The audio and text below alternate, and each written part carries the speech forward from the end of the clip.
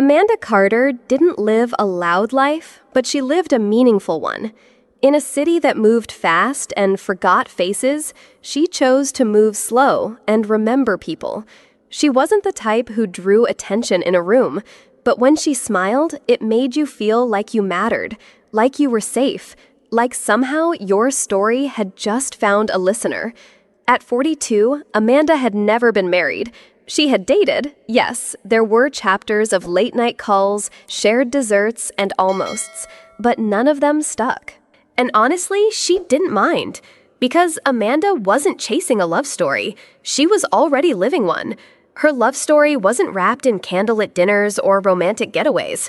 It was written in Saturday mornings, with sticky little hands tugging at her coat, in coloring books filled with flowers drawn just for her, and giggles that came from rooms filled with toys and tiny voices calling Aunt Amy. Amanda had something few people ever find, a chosen family. Not perfect, not planned, but real. Her sister Jennifer was her best friend, her opposite in the best ways. Jennifer was vibrant, spontaneous, and had 3 young children who worshipped the ground she walked on. Lily, the wise beyond her years eldest, Max, the curious middle child who asked too many questions, Sophie the baby with a smile that could soften stone. Amanda didn't have to be involved. She wasn't asked to be. But every weekend she was there, baking cookies, helping with homework, listening to stories about art class and playground drama. And slowly, her life began to weave around theirs. She brought flowers, they brought joy. She brought stability, they brought chaos. And together, they built something sacred. Some people believe you need blood to build a family. Amanda never did. She believed in something quieter, something deeper, something chosen. And in choosing them, Amanda had no idea that life so gentle, so full, was about to be ripped apart in the most violent way. From the outside, Blooming Hearts looked like any other flower shop tucked away on a Boston corner. White painted windows, hand-lettered signs, and a bell that jingled softly every time someone walked in. But inside, it was a sanctuary. The walls smelled of eucalyptus and fresh roses. Morning light spilled through the glass and painted the tiled floor in gold. Vases stood like sentinels, each filled with stories waiting to be told. First dates, apologies, funerals, anniversaries, beginnings, endings. Amanda opened her shop every morning at 7 a.m. sharp. Never late, never rushed. She moved with a kind of grace that only came from knowing exactly where everything belonged. To her, flowers weren't decoration. They were language. And Amanda, she was fluent. A lily for sorrow, a sunflower for strength, a white rose for hope. Customers didn't just come for arrangements. They came to be heard. And Amanda listened more with her heart than her ears. She remembered names. She remembered losses. She remembered what it meant to grieve in silence. Because deep down, Amanda knew something that most people didn't. When words failed, flowers spoke. Blooming Hearts wasn't just a shop. It was where broken hearts came to mend, where lovers confessed, and where lonely souls found color again. And even though Amanda never advertised the shop, never lacked visitors, because when someone makes your sorrow feel less lonely, you never forget them. And yet, even in a place built on life and memory, Amanda had never once prepared flowers for a coffin of someone she couldn't live without. Not yet, but that day was coming. Every Saturday, Amanda Carter's world changed with the sound of a child's voice. "Aunt Amy!"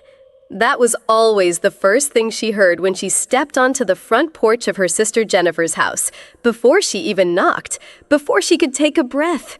There it was, Lily's voice, high and excited, echoing down the hallway as she bolted toward the door like joy on tiny legs. Seconds later, the screen door would swing open and Amanda would be swallowed in a storm of hugs. Max, 4 years old and endlessly curious, would push past Lily just to say, "I learned a new word today." And Sophie, barely 2, would wrap her arms around Amanda's knee like she was the safest mountain in the world. In that moment, Amanda was no longer the woman who ran a flower shop. She was the heartbeat of that house. Saturday was sacred. It wasn't planned that way. It had just happened. What began as a helpful visit once in a while quickly became a tradition, a rhythm, a lifeline. Jennifer would meet her at the door with a warm smile and coffee already brewed. Robert would give a quiet nod from the living room, always buried in his newspaper. But it was the children, those three little souls, that pulled Amanda into something deeper than she ever expected. They made her laugh in ways no adult ever could. They showed her love without needing reasons. And when she tucked them into bed at night, their little hands would cling to her fingers like they never wanted to let go. In those Saturdays, Amanda found what she didn't even know she'd been missing. Not romance, not adventure, but belonging. She didn't give birth to them, she didn't carry them, but somehow she was theirs, and they were hers. It wasn't just about love, it was about being chosen. What if the calmest places hide the most brutal truths? That question wouldn't come to Amanda Carter until much later. Until the world she'd so carefully tended, like one of her bouquets, was ripped apart by the sharp shears of betrayal. But in those days, the quiet ones, before the storm, Amanda was too busy watering the seeds of love to notice the clouds gathering above her. She didn't see the way Robert looked away when she mentioned Jennifer's laugh. She didn't question why Jennifer seemed more tired lately, more distant. She chalked it up to parenting, to stress, to the demands of 3 young children. And maybe Amanda didn't want to see, because it's easy to believe everything's okay when love is blooming all around you.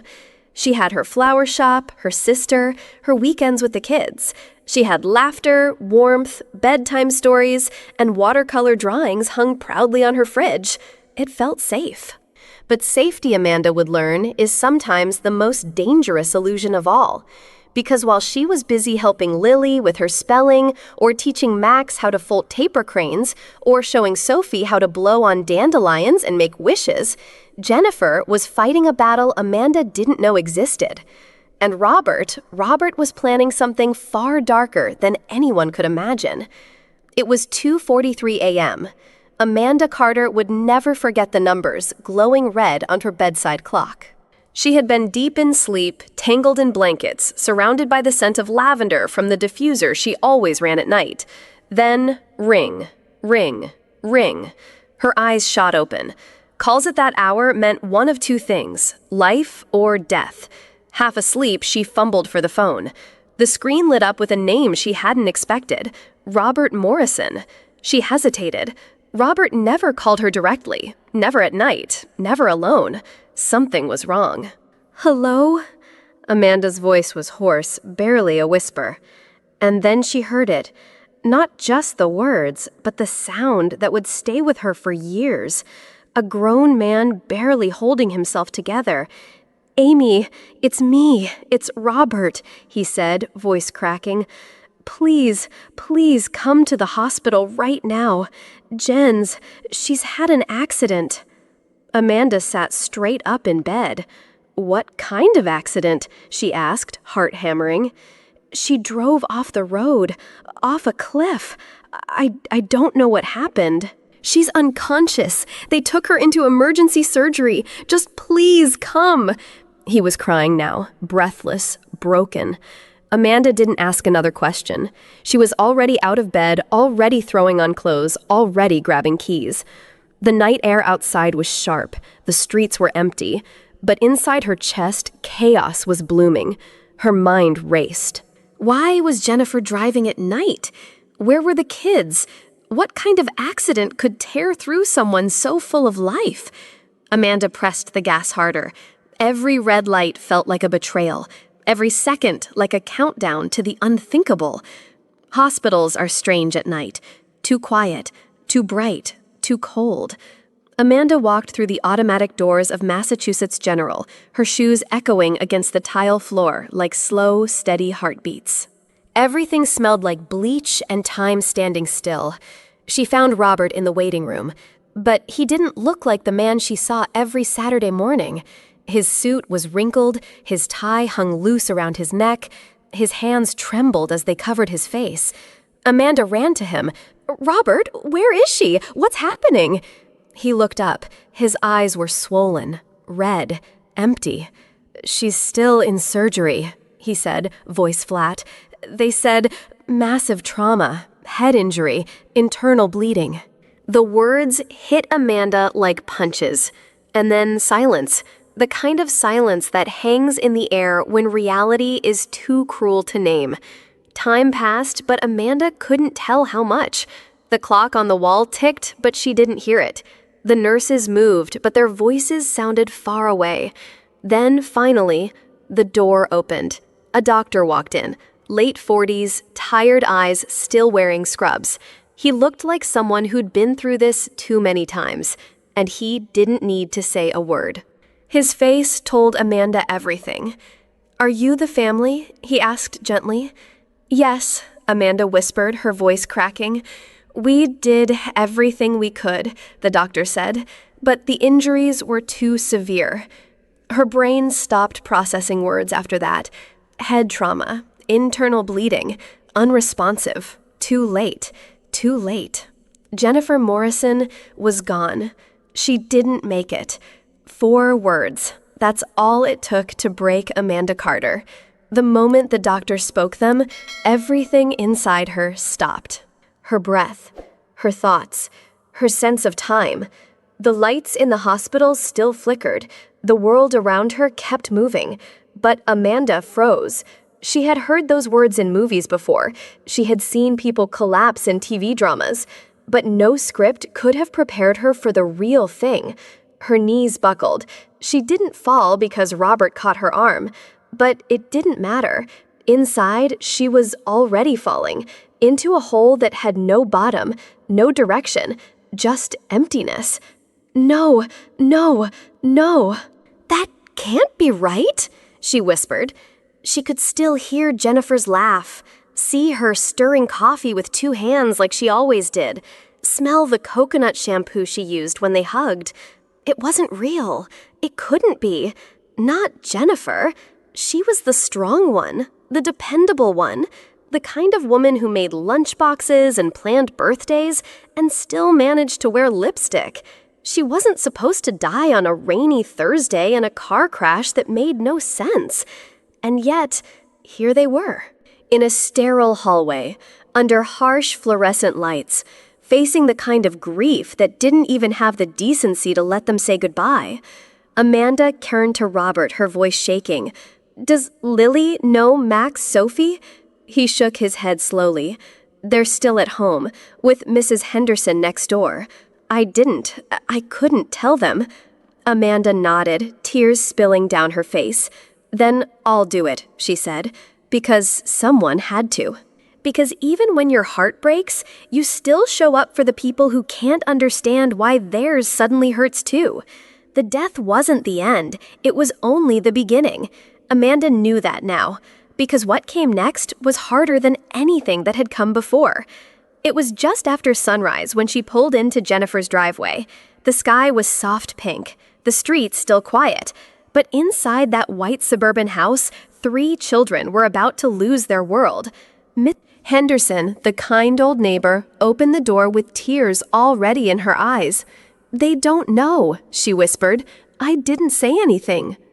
Amanda nodded. Lily was the first to run to her. "Aunt Amy!" Then she paused. "Where's Mommy?" Behind her, Max stood holding his little sister's hand. Sophie's eyes were puffy from sleep. Amanda knelt down. She looked at their faces, innocent, fragile, full of hope. How do you tell a 6-year-old her mother is never coming home? How do you say forever to a child who only understands until tomorrow? So Amanda did the only thing she could. She lied, but it was a lie made of love. "Kids," she said softly, "Mommy had to go somewhere very, very special." Sophie tilted her head. "Where?" "To heaven," Amanda said, voice breaking. "She's an angel now. She's watching over you." Max frowned. "But when is she coming back?" Lily answered before Amanda could. "She's not coming back, Max," Lily said quietly. "Angels don't come back." And then the silence shattered. Max wailed. Sophie screamed. 3 tiny hearts breaking all at once. Amanda pulled them into her arms, and for the first time in her life, she cried not just for Jennifer, but for the impossible weight of becoming everything these children had just lost. It was the day after the funeral. Amanda hadn't slept. The house still smelled faintly of Jennifer's perfume, even though she was no longer there. The children were finally resting, exhausted from crying, from confusion, from trying to understand a world without their mother in it. Amanda sat at the kitchen table, both hands wrapped around a cold cup of tea. She didn't hear the knock at first. Then again, 3 slow knocks, like hesitation wrapped in guilt. When she opened the door, Robert stood there. He looked like a man who had aged 10 years in a weekend. Eyes bloodshot, shoulders slumped. The tie he wore to the funeral still hung around his neck, loosened like it no longer belonged. "Amy," he said quietly, voice barely audible. "Can I talk to you?" Amanda stepped aside. She didn't have the energy to speak.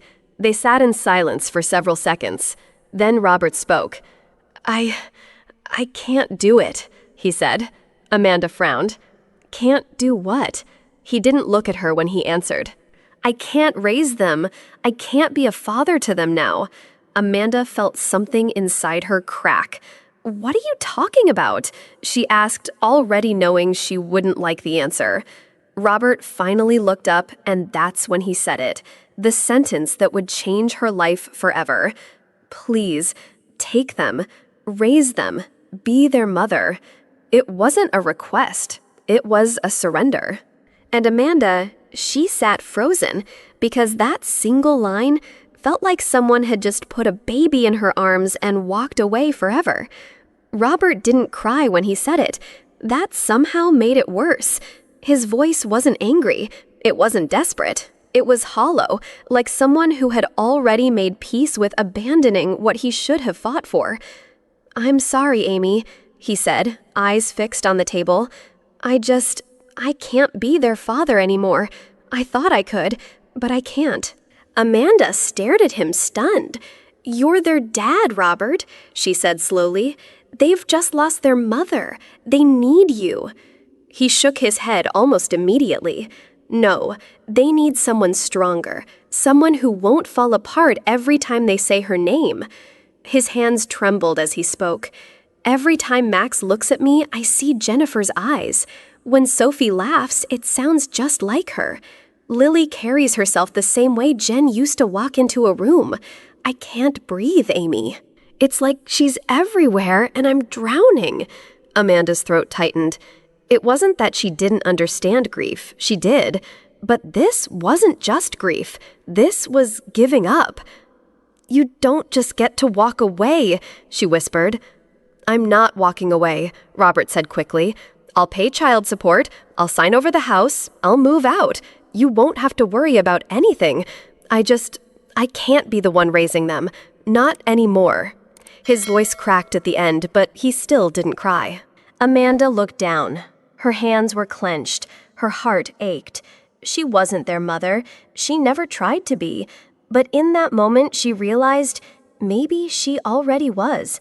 And maybe Robert knew it too. Amanda didn't answer right away. She couldn't. After Robert left, the house fell into silence. A silence that didn't feel peaceful. It felt loaded, like it was waiting for something to crack. She sat at the edge of the bed, staring at the wall for hours. The cup of tea he left untouched was still sitting on the table, growing colder by the minute, just like the weight growing in her chest. She didn't want this. She didn't sign up for it. She was a florist, a woman with her own rhythm, her own space, her own fragile peace. Not a mother, not a replacement, and certainly not ready to raise 3 grieving children with shattered hearts.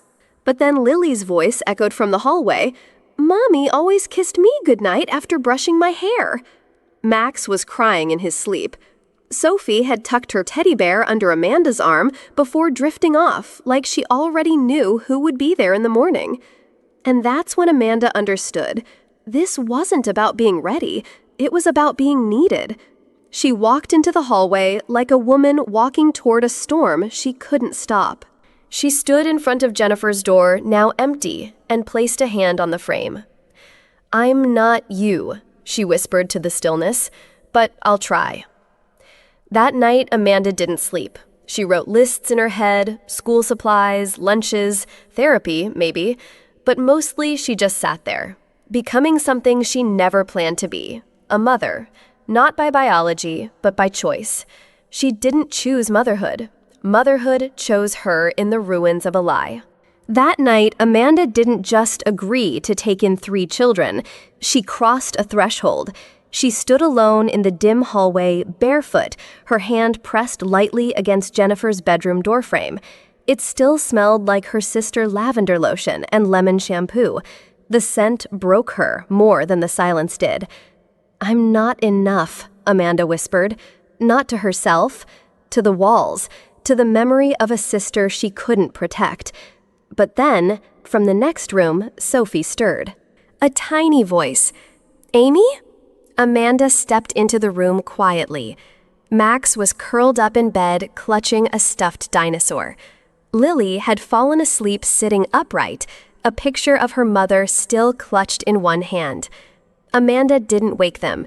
She simply stood in the doorway and watched them, her grief crashing against the soft rise and fall of their breathing. And in that moment, something shifted, not in her mind, in her bones. A deep ancestral knowing, they're mine now, and I will not leave them. It wasn't about courage. It wasn't even about love. It was about a vow unspoken but unbreakable, the kind only mothers understand. When the sun rose the next morning, Amanda Carter was no longer just Aunt Amy. She was Mom. No paperwork, no announcement. Just a decision carved quietly, deeply into the core of who she was. No guidebook, no how-to manual, just Amanda and 3 grieving children who didn't ask for any of this. Motherhood came at her fast. No transition, no slow ramp-up. One day she was arranging peonies in her quiet flower shop. The next, she was Googling how to stop a toddler from screaming at bedtime while trying to cook dinner, answer Max's math questions, and calm Lily's panic attacks. The house became a battlefield of backpacks, school shoes, cough syrup, and tears. Amanda didn't always win. Sometimes the laundry piled up. Sometimes she forgot picture day. Sometimes she cried in the pantry, silent and alone so the kids wouldn't see. But every time they needed her, she showed up. When Max broke his arm falling off his bike, she slept beside him in the ER. When Sophie had a fever that wouldn't break, she stayed up 3 nights in a row, sponge bathing her every hour. When Lily got her first period and burst into tears, Amanda simply held her and whispered, "You're safe. You're not alone." And then came middle school. Lily got distant. Max got angry. Sophie got clingy. The grief was changing shape, but never really left. One night, Lily screamed, "You're not my mom," and slammed the door. Amanda didn't chase her. She just sat outside the room whispering, "I know, but I'm still here, and I'm not going anywhere." And that was the rhythm of those years. Messy, exhausting, holy. Love in action, not perfection, because Amanda didn't raise them flawlessly. She raised them fully, with everything she had. It didn't happen all at once. Amanda was still Aunt Amy for years. She didn't expect anything more. She'd never asked for it. She packed lunches, drove them to school, stayed up helping with science fair projects. She sat through music recitals, cleaned up after stomach flu, and remembered every birthday. But she was still Aunt Amy, and that was enough. Or at least she told herself it was. Then came Lily's graduation. Amanda sat 3 rows back, holding a bouquet of lilies and roses. Her hands were trembling, not from nerves, but from pride. When Lily stepped on stage, she glanced around the crowd, scanning faces. And then she saw Amanda. She smiled. At the mic, Lily cleared her throat. Her voice was steady, but her eyes glistened. "This diploma isn't just mine," she said. It belongs to the woman who raised me when my world ended, to the one who never left, even when I tried to push her away. To my mom, Amanda Carter. Amanda's breath caught in her chest. Max leaned over grinning. Told you she was gonna do it. Sophie cried like a baby. And for the first time in 2 decades, the word Amanda never dared to claim was finally hers. Mom! Not because she gave birth, but because she showed up every day for years through pain, rebellion, and silence. And in that moment, Amanda realized something: she hadn't just filled a space, she had built a home. She hadn't replaced Jennifer, she had honored her, and the children knew it.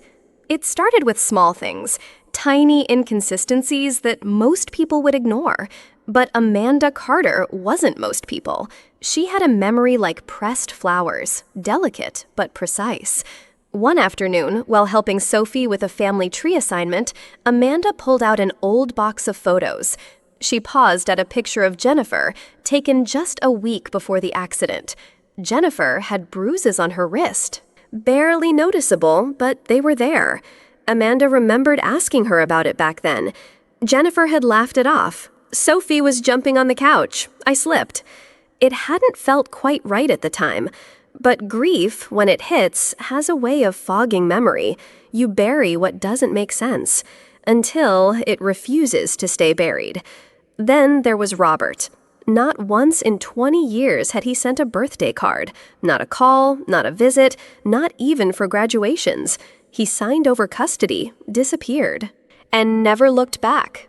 Back then, Amanda thought it was shame, guilt, maybe grief. But now, she wondered, was it fear? One night, while folding laundry, she opened Jennifer's old jewelry box, something she hadn't done in years. Tucked behind a locket was a crumpled receipt, a car repair, the date, 1 day before Jennifer's supposed car accident. But that didn't make sense. Why would she have fixed the brakes the day before they supposedly failed? Amanda's heart skipped.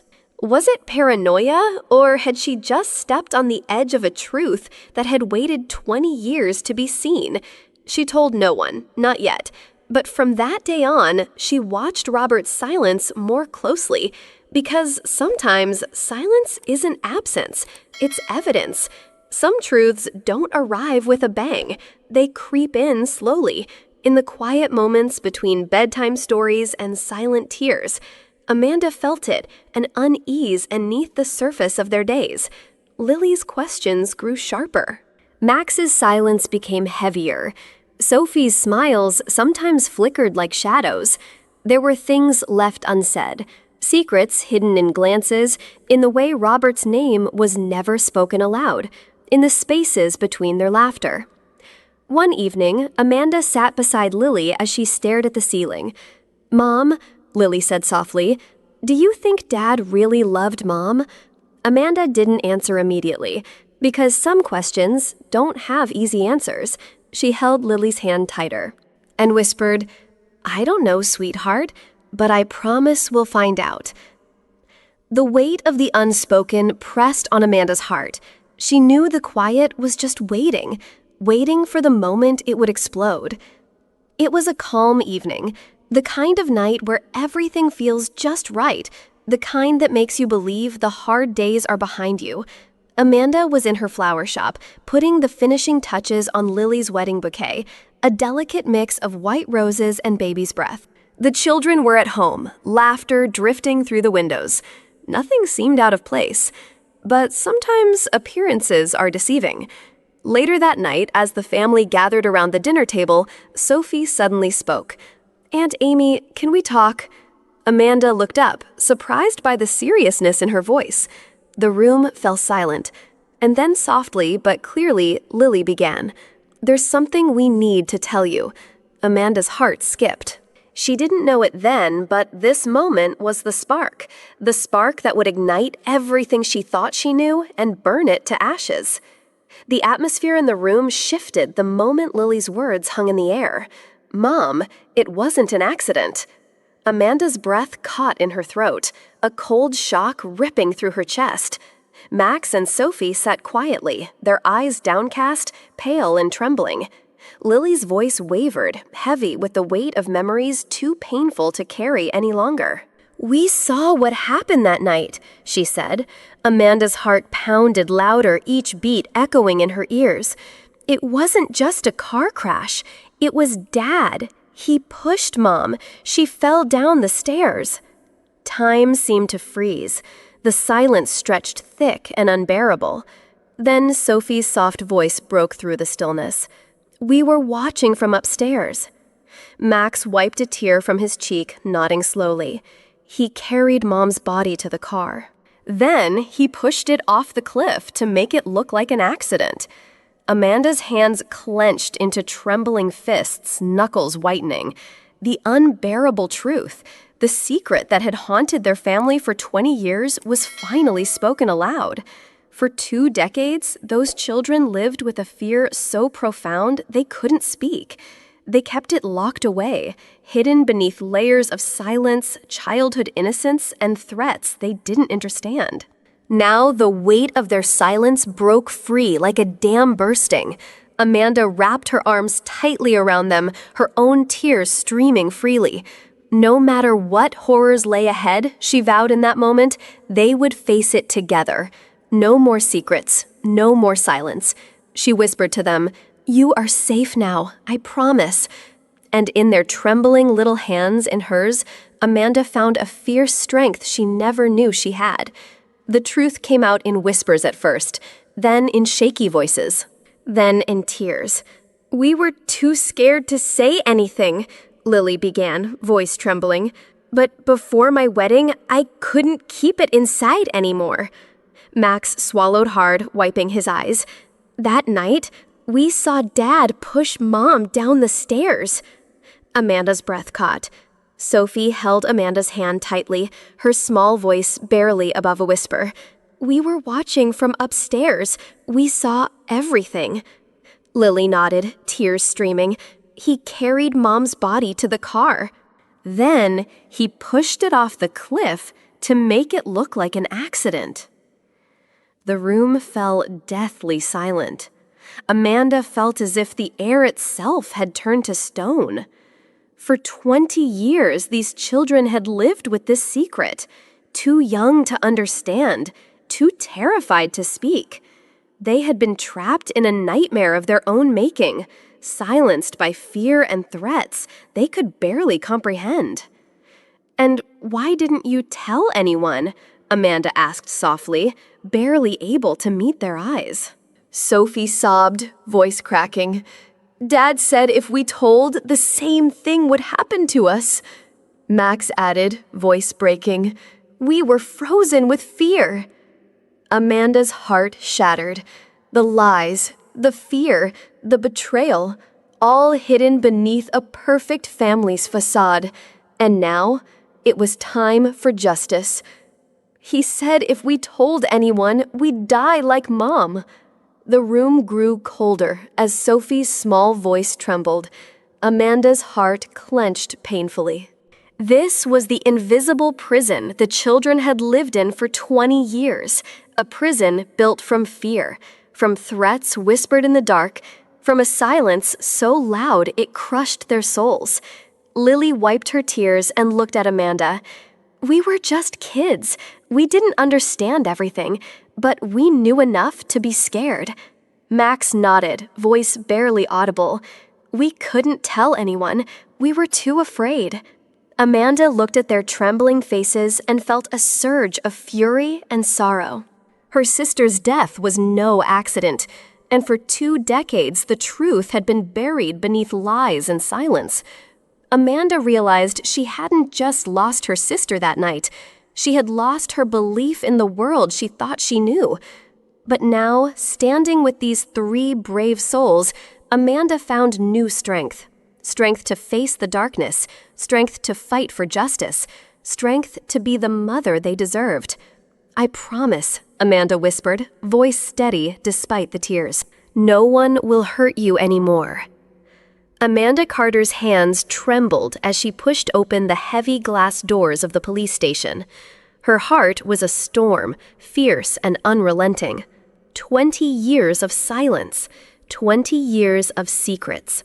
Tonight, she was breaking them all. Beside her, Lily clutched her bouquet. Max's jaw was tight with determination, and Sophie's small fingers held Amanda's hand like a lifeline. They stepped inside the bright fluorescent lights, harsh and unforgiving. Detective Sarah Martinez greeted them with a calm but intense presence. Amanda swallowed the lump in her throat. "My sister was murdered," she said, voice firm despite the tears threatening to spill. The detective nodded, pulling out a notepad.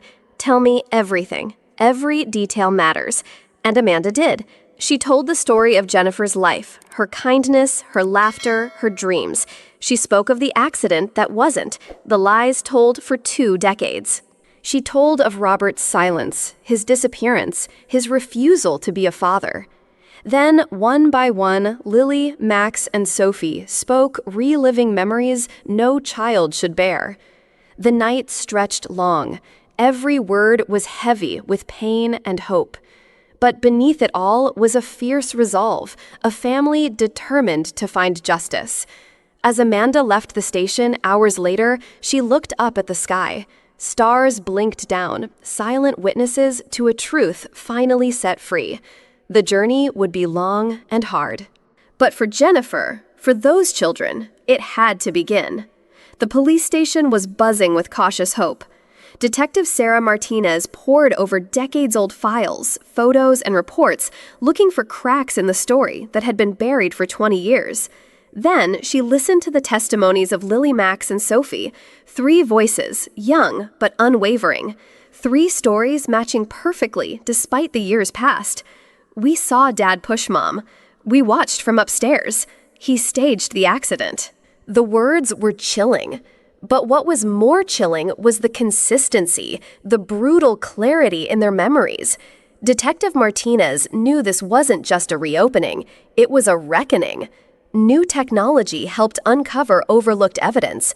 Jennifer's DNA in places it shouldn't have been. Discrepancies in the accident scene. The truth, long suppressed, was clawing its way back to the surface.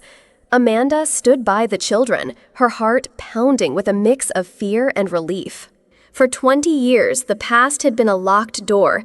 Now it was opening wide. Justice was no longer just a hope, it was becoming real. The courtroom was packed, every seat taken by those hungry for justice or drawn by the weight of the story. Amanda sat at the front row, her hand gently holding Lily's. Max and Sophie flanked her sides, their faces a mixture of fear and fierce determination. Across the room, Robert Morrison sat with the mask of composure firmly in place, but Amanda saw through it. There were flickers of doubt, fear, and something deeper, guilt flickering behind his cold eyes. The judge called the court to order. Amanda stood, heart pounding, hands steady, despite the storm inside her. Her voice cut through the murmurs like a blade. "I know what you did." The room instantly fell silent, all eyes shifting towards her. One by one, Lily, Max, and Sophie took the stand. Their testimonies were raw yet clear, painting a vivid picture of that terrifying night. Lily spoke first, her voice trembling but resolute. "We were scared, but we saw it all. Dad pushed Mom. She fell down the stairs." Max continued, his tone steady, despite the tears welling in his eyes.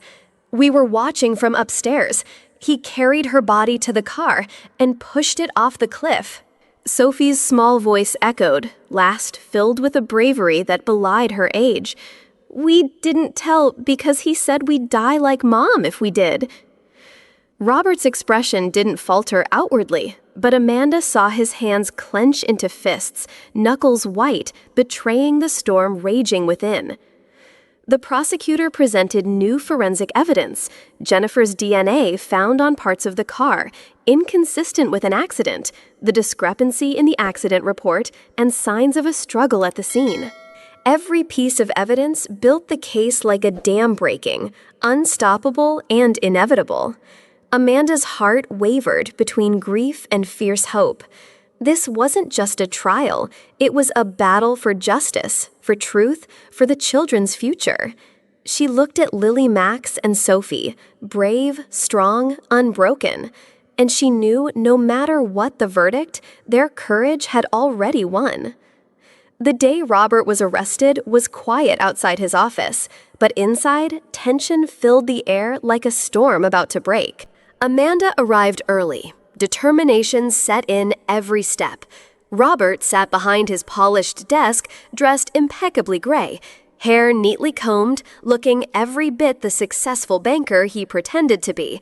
When Amanda entered, his surprise was clear. "Amy, this is unexpected. What brings you here?" Amanda's gaze didn't waver. "We need to talk. About Jennifer." Robert's expression hardened. "Jennifer? That was 20 years ago. Why now?"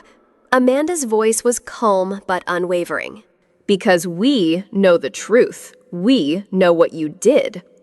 Robert's face paled. He leaned back, weariness washing over him. "I didn't mean to kill her," he whispered. "It was an accident. I lost control." Amanda stepped forward. "We saw you push her. We know the lies, the staged accident." The silence was broken by the sound of approaching footsteps. Detective Martinez and 2 officers entered.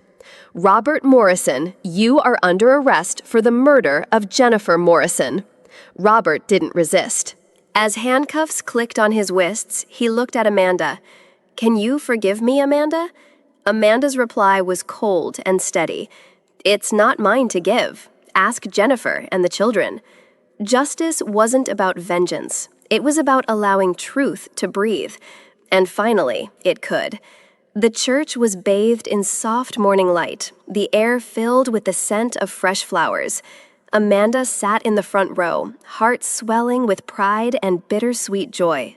Lily, radiant in her wedding dress, stood at the altar, her eyes sparkling with happiness and tears.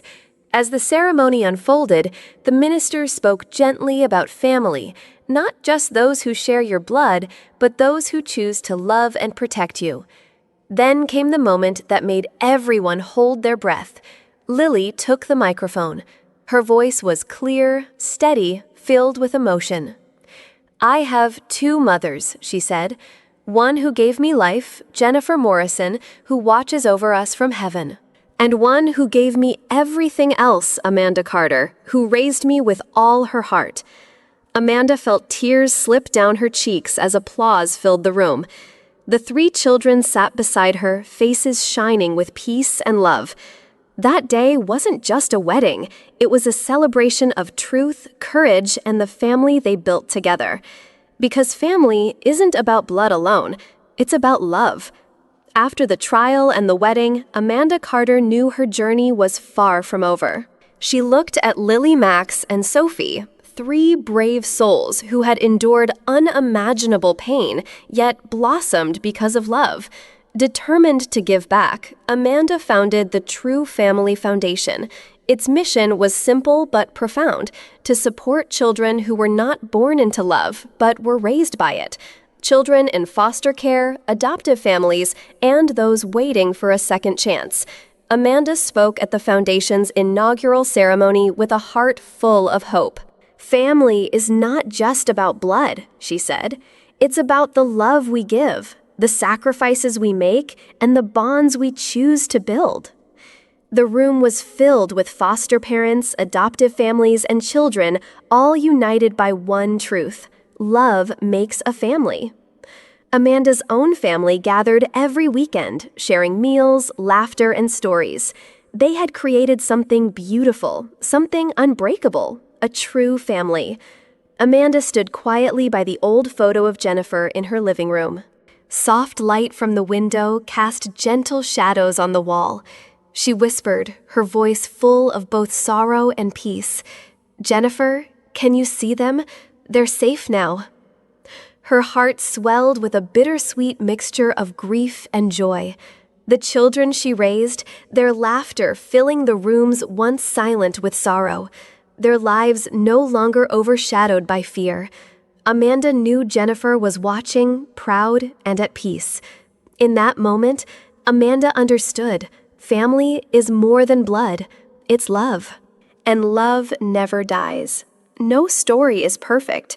There are scars that never fade. There are wounds that never fully heal. Amanda knew this better than anyone. Their family had been broken, reshaped, and tested by fire. But through every struggle, every tear, every sleepless night, love held them together. They weren't perfect. They didn't have all the answers, but they had each other. And sometimes that's enough. Amanda looked around at Lily, Max, Sophie, now grown, strong, and free. A new chapter was beginning, one filled with hope, with healing, and with the promise of tomorrow. Because family isn't about where you start, it's about where you're going. And together, they were going somewhere beautiful. This story teaches us that family is not defined by blood alone, but by love, sacrifice, and unwavering commitment. True family is built through trust, courage, and the choice to stand by each other, especially in the darkest moments. No matter how painful the past may be, choosing love and truth can heal wounds and build new beginnings. Sometimes the strongest bonds are the ones we create, not the ones we're born into. Remember, courage isn't the absence of fear, but the decision to face it for the ones we love. If this story moved you, don't forget to subscribe to our channel Through Her Eyes for more inspiring stories that touch the heart and change lives. Hit the like button, share with your friends, and turn on the notification bell so you never miss a story that could inspire you to be stronger and kinder. Together, let's celebrate the power of love, truth, and family beyond blood. Thank you for watching.